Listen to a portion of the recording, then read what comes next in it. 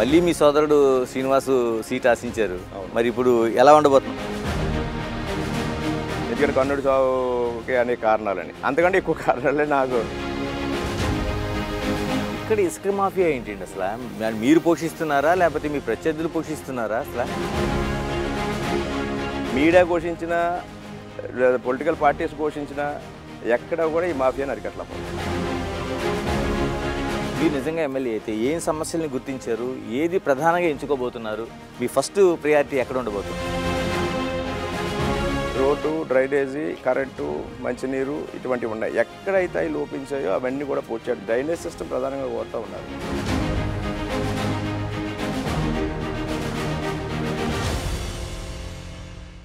బండారు సత్యానందరావు కోనసీమ రాజకీయాల్లో ప్రత్యేకంగా కొత్తపేట అసెంబ్లీ నియోజకవర్గంలో పరిచయం చేయాల్సిన పేరు కాదు. 1994లోనే అతి చిన్న వయసులో టీడీపీ పార్టీ నుంచి ఎమ్మెల్యేగా గెలిచి సత్తా చూపించిన నాయకుడు. ఇప్పుడు మళ్ళీ టీడీపీ తరపున అంటే ఉమ్మడి అభ్యర్థిగా జనసేన టీడీపీ ఒక కాంబినేషన్లో ఉమ్మడి అభ్యర్థిగా కొత్తపేట నియోజకవర్గం నుంచి పోటీ చేస్తున్నారు. మన ముందు సత్యానందరావు ఉన్నారు. సత్యానందరావు గారు నమస్కారం అండి. అంటే చాలా చిన్న వయసులో అంటే ఎన్టీఆర్ పార్టీ ఆవిర్భావం నుంచి అనేక దశల్లో మీరు ఆ పార్టీలో కీలకమైన నాయకుడిగా వచ్చారు.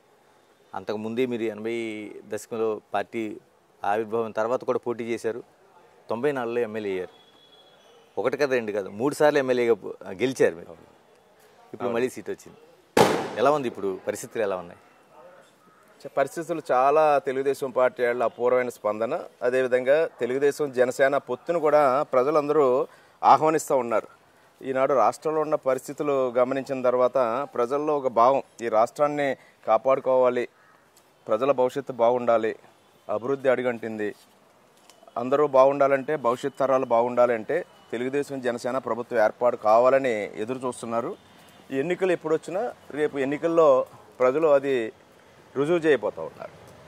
అంటే మీకు సంబంధించి ఇక్కడ కొత్తపేటకు సంబంధించి రాష్ట్ర వ్యాప్తంగా ఉండే ఏదైతే వాతావరణం ఉందని తెలుగుదేశం పార్టీ జనసేన చెప్తున్నాయి అదే అంశాలా, లేకపోతే కొత్తపేటలో ప్రత్యేకమైన అంశాలు ఏమైనా బండారు సత్యానందరావు గెలుపుకి ఏమైనా కారణం అవుతాయి? కొత్తపేటలో దానికి తోడు నా మీద ఉన్న అభిమానం, గతంలో నేను పనిచేసిన తీరు కానీ, అభివృద్ధి చేసిన తీరు కానీ, సంక్షేమం అందించిన తీరు కానీ, 2 ఎన్నికల్లో అనుకోకుండా ఓట్ల చీలికతోటి, అంటే గెలిచిన సీటే అది ఓట్ల చీలిక రాజకీయలో కారణాలు అనేవి ఉంటాయి. తక్కువలో నేను ఓడిపోవడం జరిగింది 14లో 19. అది కూడా ప్రజల్లో ఒక విధమైన సానుభూతి, ఒక మంచి నాయకత్వం కావాలి, మళ్ళీ సత్యానందరావు వస్తే ఈ నియోజకవర్గం అభివృద్ధి చెందుతుంది, ఆయన మళ్ళా శాసనసభ్యుడిగా తెచ్చుకోవాలనే ఆలోచన ప్రజల్లో ఉంది. రేపు ఎన్నికల్లో కూడా రేపు ఆ ఫలితం ఆ విధంగానే ఏనాడు చూడనటువంటి గొప్ప మెజార్టీతో కొత్తపేట నియోజకవర్గంలో నేను గెలవబోతూ ఉన్నానని నేను నమ్ముతూ ఉన్నాను. సత్యానందరావు గారు తెలుగుదేశం పార్టీ ఎన్టీఆర్ ఒక అభిమానిగా కావచ్చు, తెలుగుదేశం పార్టీ అభిమానిగా కావచ్చు, మొదటి నుంచి పనిచేశారు. 94లో ఎమ్మెల్యే అయ్యారు ఆ పార్టీ నుంచి. అవును. 1999లో ఎమ్మెల్యే అయ్యారు. అవును. 2009లో మళ్ళీ ప్రజారాజ్యం పార్టీ తరఫున పోటీ చేసి ఎమ్మెల్యే అయ్యారు. అవును. ఏంటి ఆ మార్పు ఏంటి? ఒక్కసారిగా తెలుగుదేశం నుంచి ప్రజారాజ్యం వైపు ప్రయాణం? ఆనాడు ప్రజల్లో ఒక విధమైన చిరంజీవి గారు రావటం, ఈ నియోజకవర్గంలో కాంపు సామాజిక వర్గం ఎక్కువగా ఉండటం, నాకున్న పార్టీ క్యాడర్ అయితేనేమి, అదే సామాజిక వర్గం ఒత్తిడి అయితేనేమి, చిరంజీవి గారికి మద్దతుగా అందరూ వెళ్ళటం, నన్ను కూడా వారు ఒత్తిడి చేయటం, అప్పుడు నా మనోభావాలతో పని లేకుండానే ఆ రోజు నా నిర్ణయం తీసుకోవడం జరిగింది. ఆ యొక్క వ్యక్తిగత నిర్ణయాలు కాకుండా వారి యొక్క మనోభావాలు గౌరవించాల్సిన పరిస్థితి ఏర్పడింది. అది రాష్ట్ర వ్యాప్తంగా వచ్చిన మార్పుల్లో భాగంగా ప్రజారాజ్యంలోకి వెళ్ళడం జరిగింది తప్ప, తర్వాత మరలా నేను అందరికంటే లేటుగా ప్రజారాజ్యంలోకి వెళ్ళడం జరిగింది, అందరికంటే ముందుగానే మళ్ళీ తెలుగుదేశం పార్టీలోకి రావడం జరిగింది. దానికి కారణం నాకు తెలుగుదేశం పార్టీ ప్రోడక్ట్ నేను, ఎందుకంటే నేను బిగినింగే రాజకీయాల్లోకి రావడమే తెలుగుదేశం పార్టీతో ప్రారంభమైంది. ఎన్టీ రామారావు గారు మొట్టమొదటి టూర్కి కూడా ఏర్పాట్లు చేయడంలో ఇక్కడ 18 సంవత్సరాల వయసులోనే నేను పాల్గొన్నాను. చైతన్య యాత్రలో కూడా ఆ రోజున కాలేజీలో ఉంటూ నేను వారి తణుకు ఇటువంటి ప్రాంతాలకు కూడా ఆయన సభలకు వెళ్ళి కొత్తపేటలో ఏర్పాటు చేసిన పర్యటన ఏర్పాట్లు కూడా పాలు పంచుకున్న అదృష్టం నాకు ఆ రోజు కలిగింది. అంటే అప్పుడు చాలా చిన్న వయసు 18 సంవత్సరాలు. తర్వాత నేను కాలేజీ నుంచి డిగ్రీ పూర్తి చేసుకుని 20 సంవత్సరంలో బయటకు రావడం జరిగింది. 21వ సంవత్సరంలో మండల తెలుగుదేశం పార్టీ అధ్యక్షుడిగా రావడం జరిగింది 1985 సంవత్సరంలో. 89లో ఎన్టీ రామారావు గారు నాకు టికెట్ ఇవ్వటం, 25 సంవత్సరాలు పూర్తయి అప్పుడే నేను ఎమ్మెల్యేగా పోటీ చేయటం. ఆనాడు కూడా గట్టి పోటీని ఇచ్చాను నేను చిన్న వయసులో. ఇది నా కుటుంబం రాజకీయ కుటుంబం కాదు, మా తండ్రి గారు కానీ మా తాతగారు కానీ ఎవరో రాజకీయాలు చేయలేదు. ఆ రోజు రంగా హత్యానంతరం జరిగిన ఎన్నికలు అవ్వటం అవి ఇక్కడ ఈ కాపు సామాజిక వర్గ ప్రభావం నేను ఓటమి చెందాను. అది 1994లో పెద్ద ఆయన ఎన్టీ రామారావు గారు మళ్ళీ అవకాశం ఇవ్వటం, నేను 30 సంవత్సరాల వయసులోనే ఎమ్మెల్యేగా ఎన్నిక కావటం. మళ్ళీ 99లో చంద్రబాబు నాయుడు గారు నాకు అవకాశం ఇవ్వటం, మళ్ళీ ఎమ్మెల్యేగా గెలవటం. 2004లో కూడా 2000 ఓట్లతో ఓడిపోవటం. ఆ విధంగా అనుకోని పరిస్థితుల్లో ప్రజారాజ్యంలోకి వెళ్ళి మళ్ళీ ఎమ్మెల్యేగా గెలవటం. తర్వాత చిరంజీవి గారు కాంగ్రెస్ పార్టీలో దాన్ని మెర్జ్ చేయడం, మళ్ళీ తెలుగుదేశం పార్టీలో వచ్చిన 2014లో ఆనాడు కూడా మా కేడర్లో ఉన్న ఓట్ల చీలికలో కొంత ఓటమి చెందడం. మొన్న 19లో జనసేన వల్ల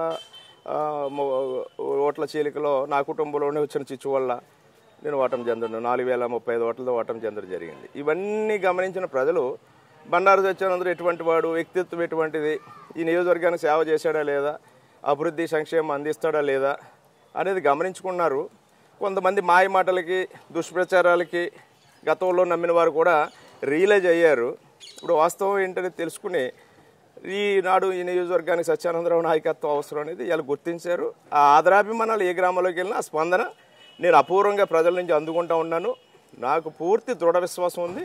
కొత్తపేట నియోజకవర్గంలో పెద్ద మెజార్టీతోటి తెలుగుదేశం జనసేన అభ్యర్థిగా నేను గెలవబోతూ ఉన్నాను.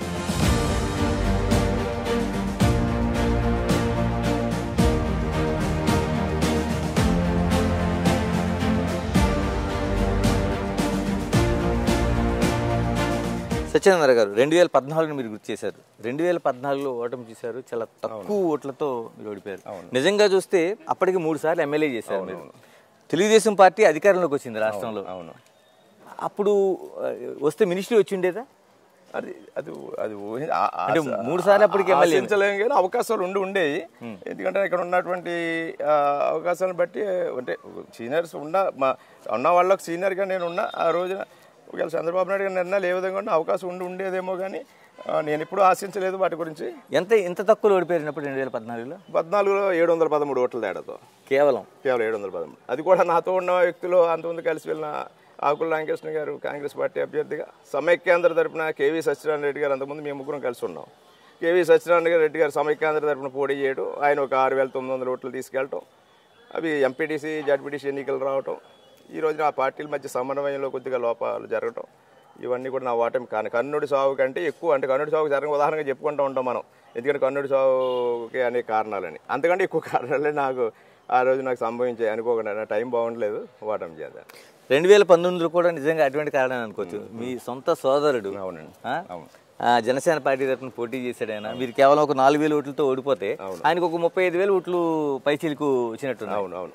దాన్ని ఎలా భావిస్తారు అసలు? కుటుంబంలోనే మీకు ఒక వ్యతిరేకత? అది కూడా ఒక కారణం, ఒక ప్రధాన కారణం. 2019లో కూడా ప్రజలు చాలా నాకు అవకాశం ఇవ్వాలనుకున్నారు. పవన్ కళ్యాణ్ గారు మళ్ళా జనసేన పార్టీ తరఫున పోటీకి నిర్ణయించుకోవడం, దానికి తగ్గట్టుగా నా కుటుంబంలోనికి నా సొంత సోదరుడే అభ్యర్థి కావడం కూడా ఒక కారణమైంది.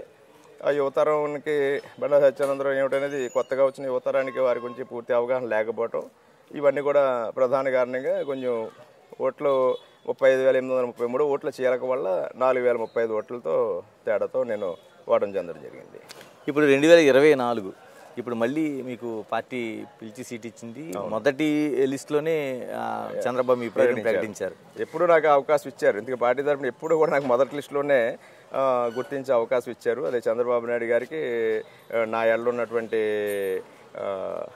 నమ్మకం అవనివ్వండి, అభిమానం అవనివ్వండి. అలాగే ఇప్పుడు జనసేనతో పొత్తుంది, మళ్ళీ మీ సోదరుడు శ్రీనివాసు సీట్ ఆశించారు. మరి ఇప్పుడు ఎలా ఉండబోతుంది? మళ్ళీ అటువంటి కర్ణుడికి ఉండే చావు లాంటి కారణాలన్నీ మళ్ళీ ఇప్పుడు ఎదురవబోతున్నాయి ఈసారి. ఎందుకంటే సంకేతాలు కూడా కనిపిస్తూ ఉంటాయి. ఇప్పుడు ఇవాళ సంకేతాలు అంతా విజయపథం వైపు వెళ్తూ ఉన్నాయి. ఇక మనం అంటాం శుభ సంకేతాలని. ఆ శుభ సంకేతాలు చూస్తూ ఉన్నాం. మా తమ్ముడు కూడా ఈసారి ఈ అలయన్స్ని అంగీకరించి పవన్ కళ్యాణ్ గారి నిర్ణయానికి కట్టుబడి, ఈనాడు అలయన్స్కి కట్టుబడి నా విజయానికి పాటుపడడానికి తను కూడా ముందుకు వస్తాడని నేను నమ్ముతూ ఉన్నాను. ఆ రకంగానే రేపు జరగబోతూ ఉంది. అంటే కొన్ని రోజులు టైము వాళ్ళు కొంచెం సర్దుబాటు చేసుకోవడానికి వాళ్ళ అధినాయకత్వాన్ని సంప్రదించుకుని నా విజయాన్ని పాటుపడడానికే నిర్ణయం తీసుకుని నాకు సహకరిస్తాడని నేను నమ్ముతా ఉన్నాను. అంటే అన్నదమ్ములుగా మాట్లాడుకున్నారా మీరు? మాట్లాడుకున్నాం. దాంతో రిక్వెస్ట్ చేయడం జరిగింది. నేను నా భార్య నేను కలిసి వాళ్ళ ఇంటికి వెళ్ళి వాళ్ళని అభ్యర్థించడం జరిగింది. మనందరం కలిసి పనిచేసుకోవాలి, అలయన్స్ నిర్ణయాన్ని బట్టి సహకరించమని కోరడం జరిగింది. వాళ్ళు దానికి సముఖంగానే వాళ్ళు స్పందించారు. రేపు నిర్ణయం కూడా తీసుకుని నాకు సహకరిస్తాడని అనుకుంటున్నాను. ఇంకా నియోజకవర్గం ఈ దానికి వద్దామండి. కోనసీమ అంటేనే అందులో మనకి కొత్తపేట అంటేనే పచ్చని ఒక కొబ్బరి చెట్లు, ప్రవహించే నీళ్లు ఇవన్నీ ఉంటాయి. ఇక్కడ ఇసుక మాఫియా ఏంటండి అసలు? మీరు పోషిస్తున్నారా లేకపోతే మీ ప్రత్యర్థులు పోషిస్తున్నారా? అసలు ఇసుక ఒక మాఫియా లాగా గౌతమి నదిని కొల్లగొడుతున్నారు, తర్వాత అటు 2 పాయల్ని కూడా గోదావరిని కొల్లగొడుతున్నారు. ఇది ఎందుకంటే ఇక్కడ ఉన్న వనరు అది మనకి కొత్తపేట నియోజకవర్గ పరిధిలో గౌతమి వశిష్ట నదిల మధ్య, Gautami right bank Vasishta left bank మధ్యలో నియోజకవర్గం ఏర్పడి ఉంది. గోదావరి తీర ప్రాంతంగా ఉండడం వల్ల ఇసుక నిక్షేపాలు ఉంటాయి గోదావరిలో. దాని ఏంటంటే ఇదివరకు ఎప్పుడు ఈ విధమైన విచ్చలవిడి ఒక దోపిడీ మాఫియా లేదు. ఇసుకని ఎప్పుడైతే మాఫియాగా మార్చుకున్నారో అది పెద్ద ఎత్తున ఒక మాఫియా సంస్కృతి తలెత్తింది. దానికి రేటు కట్టి గతంలో ఈ ధరలు లేవు, ఇవి లేవు, ఉచిత ఇసుక ఇచ్చింది తెలుగుదేశం ప్రభుత్వంలో. ఈ కేవలం ట్రాన్స్పోర్ట్ ఛార్జెస్, బాటా ఛార్జీలే వసూలు చేసుకునేవారు.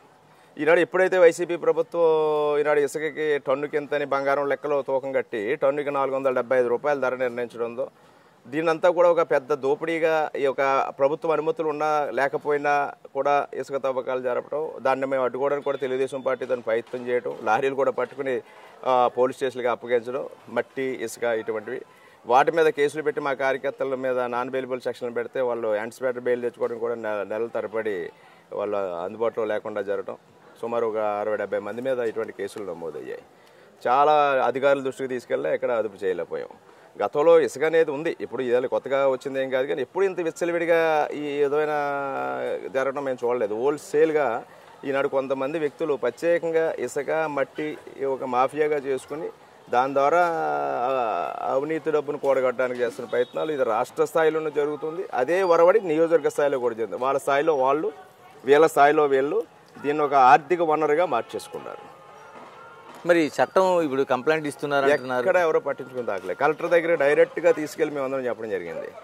ఎక్కడ వాళ్ళు ఎవరో స్పందించింది లేదు. మైన్స్ డిపార్ట్మెంట్ కానీ, హెడ్వర్క్స్ డిపార్ట్మెంట్ కానీ, రెవెన్యూ కానీ, పోలీసు కానీ అక్కడికి వ్యవస్థలు పనిచేయకుండా పోయాయి.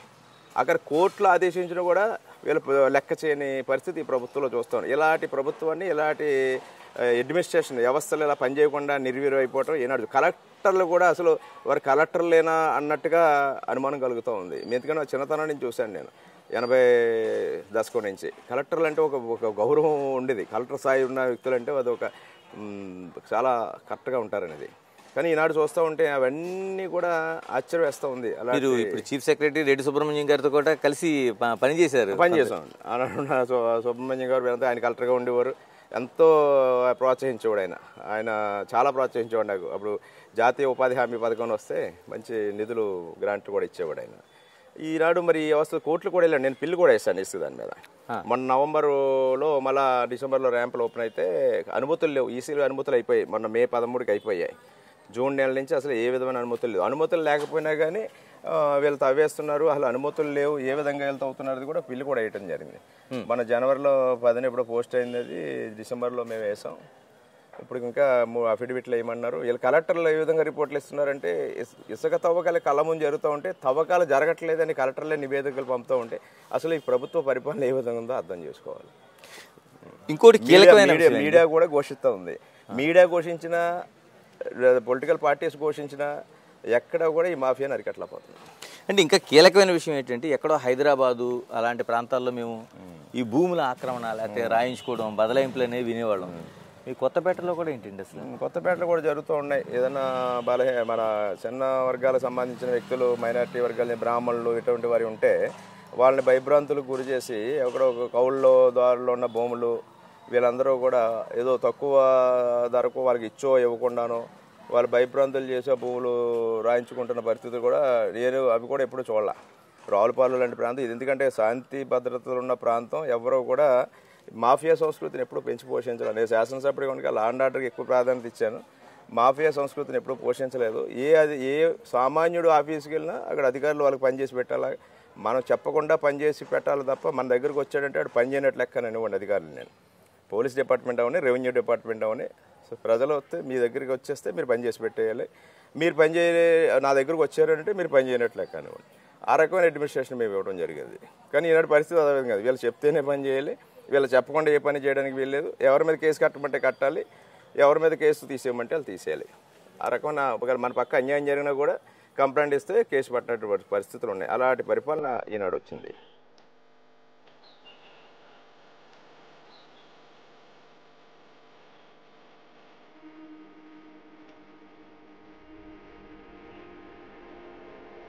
ఇలాగ సరార్దర్ కాటను దీన్ని మొత్తం సస్యశ్యామలం చేశాడు. ఒక వ్యవస్థను, అంటే డ్రైనేజీ కావచ్చు, లేకపోతే సాగునీటిని కావచ్చు, రెండింటిని కూడా ఏర్పాటు చేశాడు. ఇప్పుడు ఇంత వ్యవస్థను కూడా మీరు సరిదిద్దలేని పరిస్థితి ఏర్పడింది. థైలాండ్ భూములకి నీళ్లు అందట్లేదు. ఎక్కడి నుంచో కనీసం రిపేర్లు చేసిన పరిస్థితులు కూడా కనిపించడం లేదు. అవును, ఎక్కడ కాలువ మరమ్మతులు చేపట్టిన పాపాన పోలేదు. పూర్వం ఎప్పుడో బ్రిటిష్ కాలంలో కాటన్ మహాజైడ్ పెట్టిన లాకుల సిస్టాన్ని కూడా అభివృద్ధి చేసిన పాపాన పోలేదు. మా సెంట్రల్ డెల్టాలో సుమారు 2 లక్షల ఎకరాలకు ఆయకట్టుకు నీరు అందించే ప్రాంతానికి మెయిన్ లాకులు, లొల్ల లాకులు, అంటే బొబ్బర్లంక లాకు నుంచి లొల్ల లాకులకు వచ్చి 3 ఛానల్స్ కింద అమలాపురం, గన్నవరం, బ్యాంక్ కెనాల్ కింద వాటర్ అంతా ఉంటుంది. సెంట్రల్ డెల్టా అంతా. సెంట్రల్ డెల్టా 2 లక్షల ఎకరాలకి సంబంధించిన లొల్ల లాకులు ఆధునీకరణ ఇంతవరకు పూర్తి చేయలేకపోయారు. ఇవన్నీ కూడా కనీసం వేసవి కాలంలో కాలువలు మరమ్మతులు చేయడం కానీ, తూడు, గుర్రపుడెక్క ఇలాంటివి తొలగించడం కానీ, డ్రైనేజ్ సిస్టమ్ బాగు చేయడం కానీ ఏమీ లేవు. కేవలం వాళ్ళు ఏదైనా మరి కొన్ని పనులు ఉన్నా బిల్లులు చేసుకుని అవి బిల్లులు అయిపోతున్నాయి అంటున్నారు తప్ప ఎక్కడ పనులు కనిపించట్లేదు. మరి ఈ అడ్మినిస్ట్రేషన్ ఇలా తయారైంది. దీనివల్ల రైతులు ఇబ్బంది పడుతున్నారు. రేపు వరదలు వస్తున్నాయి, లేదా భారీ వర్షాలు వస్తాయి, పంట మునిగిపోయి డ్రైనేజ్ సరిగా లేక నీరు వెళ్ళక పంటలు పాడైన పరిస్థితులు కూడా ఉన్నాయి. ఇవన్నీ సరిదిద్దాల్సిన అవసరం ఉంది. ఇది ప్రభుత్వ వైఫల్యం. 5 ఏళ్ళగా అయితే కనీసం ఎక్కడ ఏ డ్రైన్ కానీ, ఏ కాలువ కానీ మరమ్మతులు చేసిన, కనీసం శుభ్రం చేసిన పరిస్థితి లేదు. ఇది రైతులకి ఇబ్బందికరం. మరి ప్రభుత్వ ఆసుపత్రి ఉంది, డాక్టర్లు ఎక్కడ ఉన్నారండి అసలు? హాస్పిటల్ పరిస్థితి కూడా అదే నేను ఎమ్మెల్యేగా ఉన్నప్పుడు 50 పడకల ఆసుపత్రిగా దాన్ని చేయించడం జరిగింది. చంద్రబాబు నాయుడు గారిని తీసుకొచ్చి నేను ఓపెన్ చేయించడం జరిగింది. మేము అన్నీ అబ్జర్వ్ చేసేవాళ్ళం. కమిటీ, హాస్పిటల్ అడ్వైజరీ కమిటీగా ఉండి ఎన్ని ఆపరేషన్లు అవుతున్నాయి, ఎంతమంది ఓపీ వస్తూ ఉన్నారు, ఏ విధంగా నడుస్తూ ఉంది అనేది రెగ్యులర్గా మానిటరింగ్ చేయడం జరిగేది. కానీ ఈనాడు అక్కడ కనీసం ఎక్స్రే యూనిట్ కూడా పనిచేయని పరిస్థితి, లేదా ఒక ఫేజర్ కూడా ఉండని పరిస్థితి. నాడు నేడు అంటున్నారు, అభివృద్ధి చేస్తూ ఉంటున్నారు, 100,000 కోట్లు ఖర్చు పెట్టే ఉంటున్నారు. మరి ఏమైపోతుందో అర్థం కాని పరిస్థితి. అది ఒక దోపిడీకే ఉపయోగపడుతుంది తప్ప నాడు నేడు పేరుతో, మరమ్మతుల పేరుతో దోపిడీ చేసుకోవడం తప్పితే అభివృద్ధి లేదు. అక్కడ మీరన్నట్టుగా డాక్టర్లు లేరు, అక్కడ మందులు లేవు, దాని దగ్గర సిబ్బంది లేరు, సరైన సదుపాయాలు లేవు. దాంతో ఆటోమేటిక్గా పేద ప్రజలకు కూడా ఆరోగ్యం అందరం ద్రాక్ష అయిపోయింది. సత్యనారాయణ గారు 3 సార్లు ఎమ్మెల్యేగా ఉన్నారు, పార్టీలో కీలకంగా ఉన్నారు, తర్వాత ప్రధాన ప్రతిపక్షంగా ఉన్నారు. మరి జనాలు మీ వైఫల్యంగా చూసే అవకాశం లేదా ప్రధాన ప్రతిపక్షంగా ఉన్నప్పుడు? మేము అన్నింటి మీద కూడా స్పందిస్తున్నాను. 2-3 సార్లు హాస్పిటల్ కూడా విజిట్ చేయడం జరిగింది. వెళ్ళినప్పుడల్లా ఇది 1-2 కొన్ని పళ్ళు అవడం జరుగుతూ ఉంది. వెళ్ళి గొడవ చేస్తాం. మొన్న మార్చరీ ఉంది, మార్చరీ అక్కడ కార్ షీట్లో పెట్టి మీరు చేస్తూ ఉన్నారు, ఇది ఎక్కడ దరిద్రం అని ప్రశ్నిస్తే ఇప్పుడు ఆ మార్చి లైన్లో పెడతారు. లేదా అటెండెంట్స్ ఉన్నారు, అటెండెంట్స్ కూర్చొని మా నాన్నగారి పేరు మీద గతంలో చిన్న షెడ్ కట్టించాం. అటెండెంట్స్ ఏదో ఓపెన్, ఇప్పుడు పెరిగినాయి జనం అందరూ, కొత్తగా షెడ్ కట్టారుగా దాన్ని ఓపెన్ చేయలేదు. ఇలాంటివన్నీ వెళ్ళి విజిట్ చేసి, నేను ఒకసారి వెళ్ళాను, మా అబ్బాయి ఒకసారి వెళ్ళాడు. ఈ సంవత్సరంలోనే 2 సార్లు మేము హాస్పిటల్ విజిట్ చేయడం జరిగింది. అక్కడ లోపలన్నీ కూడా ఎత్తి చూపడం జరిగింది. 1-2 పోర్ట్ చేశారు. ఓవరాల్గా ఏంటంటే మేము ఏదో అడిగినప్పుడు విమర్శిస్తున్నారని చెప్పి ఏదో వెళ్ళి అడావిడి చేయడం, ఏదో మేము బాగా చేస్తున్నాం అనేది మా ఏదో ఎదుగుదాడి చేయడం తప్పితే దాని గురించి పూర్తి పరిష్కారం చేసినది ఏమీ లేదు. డాక్టర్లు కూడా సరిపడేంత డాక్టర్లు లేరు. ఆ హాస్పిటల్ స్థాయికి తగ్గట్టుగా అక్కడ సేవలు అందట్లేదు. ఇప్పుడు 3 సార్లు ఎమ్మెల్యేగా చేశారు. ఎమ్మెల్యేగా మీరు చేసిన కాలంలో మీరు చేసిన అభివృద్ధి ఏంటి అని ప్రజలు ప్రశ్నిస్తే, లేకపోతే ప్రతిపక్షాలు ప్రశ్నిస్తే ఏం చూపించగలుగుతారు? చాలా ఉన్నాయి. ఇప్పుడు నేను 10 ఏళ్ళు కూడా ఒక గొడ్డులా పనిచేశాను. నియోజకవర్గ స్థాయిలో అన్నాడు నిధులు తక్కువ. జన్మభూమి కార్యక్రమాలు ఉంటే జన్మభూమిలో మ్యాచింగ్ పెట్టే చాలా పనులు చేయడం జరిగేది. ఒక ప్రణాళికగా పనిచేసాం. సామాన్య ప్రజలకు అవసరమైనటువంటి కనీస అవసరాలైన అన్ని రోడ్డు కానీ, డ్రైనేజ్ కానీ, మంచినీరు కానీ, లేదా మౌలిక వసతులు, బ్రిడ్జులు. ఇది ఉదాహరణ నేను చెప్పగలను. బ్రిడ్జులు మా నియోజకవర్గంలో 3 కాలువల మీద బల్లకట్లు బోళ్ళు ఉండేవి. ఆ బలకట్లు ఉన్న చోటల్లో ప్రతి చోట ఒక బ్రిడ్జ్ కట్టాలని ప్రతి సంవత్సరం ప్లాన్ చేసుకుని దానికి నిధులు కేటాయించుకుని దానికి టెక్నికల్ అడ్మినిస్ట్రేటివ్ శాంక్షన్స్ తీసుకుని కాంట్రాక్టర్ని రెడీ చేసి మెటీరియల్స్ కూడా రెడీ చేసి కాలం అంటే ఒక నెల 15 రోజులు గ్యాప్ పీరియడ్ ఉంటుంది. ఆ నెల 15 రోజులు నేను దగ్గరకు వచ్చి ఆ నెలలో కనీసం ఆ బ్రిడ్జ్ సగం పూర్తి అవడం, మళ్ళీ సీజన్లో ఒకటి పూర్తి అవడం, చిన్న చిన్న బ్రిడ్జ్లు అయితే అదే సీజన్లో పూర్తి చేయడం, ప్రతి సంవత్సరం 3-4 బ్రిడ్జ్లు కట్టించేవాళ్ళం. ఈ కాలువల మీద ఈనాడు బలకట్లు లేకుండా పోయి అంటే అది నాకు కృషి ఫలితం. డ్రింకింగ్ వాటర్ స్కీములు కూడా చాలా గ్రామాలు ఎక్కడ ప్రాబ్లం ఉంది, హార్ట్ ప్రాబ్లం ఉన్న అన్ని చోట్ల కూడా డ్రింకింగ్ వాటర్ స్కీములు పెట్టించడం జరిగేది. ఎస్సీపేటలో దళిత వాడలు అన్నింటిలో కూడా జనభూమి కార్యక్రమంలో 90-10% కింద మొట్టమొదటిగా సిమెంట్ రోడ్లు మొదలు పెట్టించి చాలా చోట్ల చేయడం జరిగింది. అదేవిధంగా డ్రైనేజ్ కానీ మౌలిక వసతులతో పాటు హాస్పిటల్స్ ఉన్నాయి. పిహెచ్సీలు తెచ్చాను ఇక్కడ. అంతకుముందు సపోజ్ ఇప్పుడు ఆలమూరు మండలం ఉంది, ఒక్క పిహెచ్సీ కూడా లేదు. నేను ఎమ్మెల్యేగా 3వ ఎమ్మెల్యేగా ఉన్నప్పుడు 2 పిహెచ్సీలు పెదపల్ల చుప్పిల్ల పిహెచ్సీలు శాంక్షన్ చేయించడం, అక్కడ సిబ్బందిని పెట్టించడం, డాక్టర్లు వేయించడం, బిల్డింగ్లు కూడా కట్టించడం జరిగింది. అదేవిధంగా కొత్తగా గోపాలపురంలో పిహెచ్సీ తెచ్చినప్పుడు స్థానిక శాసనసభ్యుడు జగ్గిరెడ్డి గారి సొంత ఊరు, అక్కడ కూడా ఒక గోపాలపురంలో కొత్తగా పిహెచ్సీని ఏర్పాటు చేసి బిల్డింగ్ కట్టించి అక్కడ ఏర్పాటు చేయడం జరిగింది. అలాగే కొత్తపేట మండలం ఆవుడని కొత్తగా పిహెచ్సీ తేవడం జరిగింది. 4 మండలాల్లో 4 రెళ్ళు 8 పిహెచ్సీలు ఉన్నాయి ఇక్కడ. నేను తెచ్చిన పిహెచ్సీలు 4, అంతకుముందు 4 ఉండేవి. అదేవిధంగా ఒక 30 బెడ్డెడ్ హాస్పిటల్ ఉండేది 50 బెడ్డెడ్ హాస్పిటల్కి అప్గ్రేడ్ చేయడం జరిగింది. అలాగే ఆలమూరులో డిగ్రీ కాలేజ్ తేవడం జరిగింది. ఈనాడు అనేక 55 కోట్ల ప్రాజెక్టు, ఒకటి డ్రింకింగ్ వాటర్ ప్రాజెక్టు, 3 మండలాలకు నీరు అందివ్వడానికి కిరణ్ కుమార్ రెడ్డి గారి టైంలో నేను 55 కోట్లు ఈ నియోజకవర్గాన్ని శాంక్షన్ చేయించి డ్రింకింగ్ వాటర్ స్కీమ్ని బొబ్బర్లంకాడ అలాగే రావులపాలెం వాసన్ శెట్టి వారి పాలెం దగ్గర డ్రింకింగ్ వాటర్ ప్రాజెక్ట్ని ఏర్పాటు చేసి ఇంకా తాగునీరు ఎక్కడ అందట్లేదు గోదావరి పక్కన. అంటే ఇక్కడ డిస్ట్రిబ్యూషన్ సిస్టమ్ కొన్ని గ్రామాల్లో ఇంకా డిస్ట్రిబ్యూషన్ సిస్టమ్ ఇంకా డెవలప్ అవ్వలేదు. మేజర్ ప్రాజెక్ట్ అయింది, దాని నుంచి అవసరమైతే సప్లిమెంట్ చేయగలం మొత్తం అన్నింటికి. ఇప్పుడు ఇంకా కొన్ని తరువాయిలు ఉన్నాయి, దాన్ని కూడా మనం వచ్చే కాల భవిష్యత్తులో చేసుకోవాల్సిన అవసరం ఉంది. అగ్రికల్చర్కి సంబంధించి ఏమైనా అచీవ్మెంట్ జరిగిందా? అసలు అగ్రికల్చర్కి సంబంధించి ఒక ప్రధానమైన అరటి మార్కెట్ ఇక్కడ కొబ్బరి అరటి రావులపాలెంలో ఒక అరటి మార్కెట్ని డెవలప్ చేయలేని ఆ రోజుల్లో అరటి మార్కెట్ పెట్టడానికి కూడా దళారులు అనేక రకాల ఇబ్బందులు కలిగిస్తే ఆ ప్రాజెక్ట్ని ఇప్పుడు ఇవాళ ఏషియాలోనే నెంబర్ 1 అరటి మార్కెట్గా వర్ధిల్లింది. వేలాది మంది రైతులు అక్కడ కార్మికులు దాన్ని ఉపయోగించుకుంటూ ఉన్నారు. ఒక మంచి అరటి మార్కెట్ని అభివృద్ధి చేయగలిగాం. ఆనాడు అనేక ఒత్తిళ్ళు వచ్చాయి, అది నడవనకుండా చేయాలని. దళారులు అడ్డం పడితే కూడా దానికి మేమే బాధ్యత తీసుకుని కొన్ని లక్షల రూపాయలు కూడా అవసరమైతే వాళ్ళు కొనకపోతే మేము మా నాయకుల చేత కొనిపించి ఆ యార్డ్ని రెగ్యులేట్ చేయడం జరిగింది. దాని ఫలితాలు ఇప్పుడు రైతులు పొందుతూ ఉన్నారు, ధర రూపంలో వాళ్ళకి న్యాయం జరుగుతూ ఉంది. అలాగే కొత్తపేటలో కూడా ఇక్కడ కొబ్బరి మార్కెట్ డెవలప్ చేయాలనేది కూడా కొంత ప్రయత్నం చేయడం జరిగింది. ఈ మార్కెట్ యార్డ్ని ఇక్కడ కొన్ని గోడౌన్స్ కట్టి ఇక్కడ కూడా చేసాం. ఈ విధంగా రైతులకు సంబంధించిన అన్ని కార్యక్రమాలు, అనేక బ్రిడ్జిలు కానీ ఆనాడు ఈ కార్యక్రమాలు ఉండే, ఇది మన సాగునీటి వినియోగదారు సంఘాలు, వాటి కింద అనేక చిన్న చిన్న కార్యక్రమాలన్నీ కూడా వాళ్ళ రైతాంగానికి ఏ సమస్య ఉన్నా వెంటనే పరిష్కారం చేసేవాళ్ళం. ఈనాడు ఆ విధమైన వ్యవస్థ లేదు. ఇలా ఇప్పుడు మీరు నేనే ఎమ్మెల్యే అంటున్నారు, మీరు నిజంగా ఎమ్మెల్యే అయితే ఏం సమస్యల్ని గుర్తించారు, ఏది ప్రధానంగా ఎంచుకోబోతున్నారు, మీ ఫస్ట్ ప్రియారిటీ ఎక్కడ ఉండబోతుంది? నియోజకవర్గ ప్రజలకు సంబంధించి ప్రధానమైన సమస్యలు మౌలిక వసతులే ఉన్నాయి. అందరూ కోరుకునేది రోడ్డు, డ్రైనేజీ, కరెంటు, మంచినీరు ఇటువంటివి ఉన్నాయి. ఎక్కడైతే అవి లోపించాయో అవన్నీ కూడా పూర్తి చేయడం. డ్రైనేజ్ సిస్టమ్ ప్రధానంగా కోరుతూ ఉన్నారు. డ్రైనేజ్ సిస్టాన్ని బాగా ఆధునీకరణ చేయాలి. దాంతో డ్రింకింగ్ వాటర్ అడుగుతూ ఉన్నారు. ఇప్పుడున్న పరిస్థితుల్లో అందరూ డ్రింకింగ్ వాటర్ ఎక్కువ మినరల్ వాటర్ ప్లాంట్లు పెట్టించుకోవాలి. ఉన్న వాటర్ స్కీములన్నిటి కూడా సందం చేయించుకోవాలి. డ్రింకింగ్ వాటరు, డ్రైనేజీ, రోడ్డు, ఇంకా ఎలక్ట్రిసిటీ ఇప్పుడు చాలా వర్క్ అయ్యాయి. సామాన్య మానవులు కోరే ఇళ్ల స్థలం అనేది కూడా ఈ ప్రభుత్వం గొప్ప చెప్పడం తప్పితే ఎక్కడ స్థలాలు పూర్తిగా చూపించిన పాపన పోలేదు. ఎక్కడైనా 4 సంవత్సరాల్లో కనీసం ఏ ఊళ్ళోనూ 2 అంకెలు దాటి ఇల్లు కట్టిన పాపన పోలేదు. ఇంకా చాలామంది సొంత స్థలాలు ఇల్లు కట్టుకోవడానికి ఎదురు చూస్తూ ఉన్నారు. అవన్నీ కూడా మనం పూర్తి చేయవలసిన అవసరం ఉంది. ఇంకా ప్రధానమైన సమస్యలు, ఇంకా రైతులు కొంచెం గ్రాయిన్స్ అడుగుతూ ఉంటారు, గోదావరిలో లంక భూములు విరిగిపోయాయి. ఇటువంటి వాటిని కూడా పూర్తి చేసుకోవాలి. కొన్ని చోట్ల ఇంకా బ్రిడ్జిలు కాలం మీద 3-4 బ్రిడ్జిలు కనపడుతూ ఉన్నాయి. 2-3 బ్రిడ్జిలు కొత్తగా కట్టాల్సి ఉంది. అది కాక కొన్ని పాత బ్రిడ్జిలు ఆనాడు ఎప్పుడో 200 సంవత్సరాలు పైబడి ఉన్న బ్రిడ్జిలు కూడా కొన్ని ఉన్నాయి. అవి R&B రోడ్లో ఉన్నాయి. వాటిని కూడా ఆధునీకరణ చేయవలసిన అవసరం ఉంది. మీ మీద అంటే 3 సార్లు ఎమ్మెల్యేగా చేసిన తర్వాత కూడా బండారు సత్యానందరావు పైన అంత విమర్శలు లేకపోవచ్చు, కానీ మీకు ఈ జంపా వీరభద్రరావు ట్రస్ట్కి సంబంధించిన ఒక మరక మీ మీద ఎప్పుడు కనిపిస్తూ ఉంటుంది. ఏంటి అసలు? అదేంటే నా మంచితనం. దాన్ని నేను పూర్తిగా ఖండించకపోవడం అది ఒక గోబెల్ స్పెషల్లా తయారైంది. అది పూర్తిగా అది ఇందులో ఏమీ లేదని పట్టుకుని దాన్ని ఒక నా మీద మీరు అన్నారు ఏం పెద్దగా విమర్శలు లేవు, ఆ విమర్శలు లేవు. ఎప్పుడు ఇవాళ కూడా ఛాలెంజ్ చేశాను నేను, రాజకీయ సన్యాసం తీసుకుంటాను కూడా ఛాలెంజ్ చేయడం జరిగింది. దాని మీద ఏమన్నా మీరు ఉంటే నేను అది కూడా ఏంటంటే నేను లేట్గా స్పందించాను.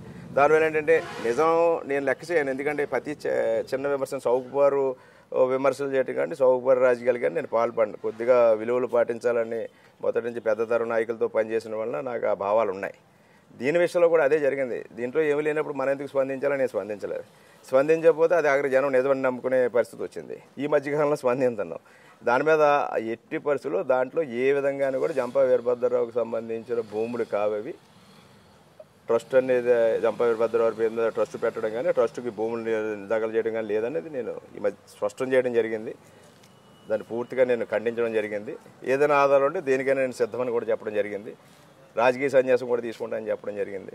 దాని మీద ఏమి చూపించారు కానీ వాళ్ళు ఏదో దున్నపోతే ఏంటంటే దోణ కట్టినని అందన్న ఒక దుష్ప్రచారం మాత్రం తరచుగా పదే మాట్లాడుతూ ఉంటారు. ఇవాళ బోళ్ళంక భూములు అంటారు, లేదా ఏదో జంపా వీరభద్రరావు ట్రస్ట్ అంటారు, లేదా ఏదో చిన్న కార్యకర్తల లెవెల్లో గ్రామాల్లో జరిగిన దానికి మాట్లాడుతూ ఉంటారు. ఏదో అంగన్వాడీ ఉద్యోగాలు అమ్మేసుకున్నారని ఇలాంటివన్నీ. ఇవన్నీ అంటే ఏదో ఆడలేక మధ్యలో కూడా అన్నట్టుగా కావాలని నిందలేడు. అంటే ఏదో ఈయన క్యారెక్టర్ని అసాసినేట్ చేయాలి, మనకు మచ్చలు ఉన్నాయి, మనం పెద్ద అవినీతిపరుని, అన్ని మాఫియాలు నేను చేశాను, ఆయన కూడా ఏమీ చేయకపోతే చేయడం జనంలోకి తీసుకెళ్ళాలి అంటే అది ఏదో బురద చల్లాలని చేయడం తప్ప వాళ్ళు నన్ను చూపించడానికి ఏమీ లేక మాట్లాడే మాటలు ఇవి. చివరిగా బండారు సత్యానందరావు ప్రజలకి ఈసారి గెలిపించడం కోసం ఓటు వేయాలంటే ఎందుకు వేయాలని విజ్ఞప్తి చేస్తారు? ఈనాడు నియోజకవర్గ అభివృద్ధి కోరుకునేవారు, ఈ రాష్ట్ర ప్రయోజనాలు కోరుకునే వాళ్ళు ఈనాడు తెలుగుదేశం జనసేన గెలిపించాల్సిన అవసరం ఉంది. రాష్ట్ర భవిష్యత్ దృష్ట్యా భావితరాల భవిష్యత్తుగా కొత్తపేట నియోజకవర్గం ఈనాడు మాఫియా సంస్కృతి పెచ్చు విరిగిపోయింది.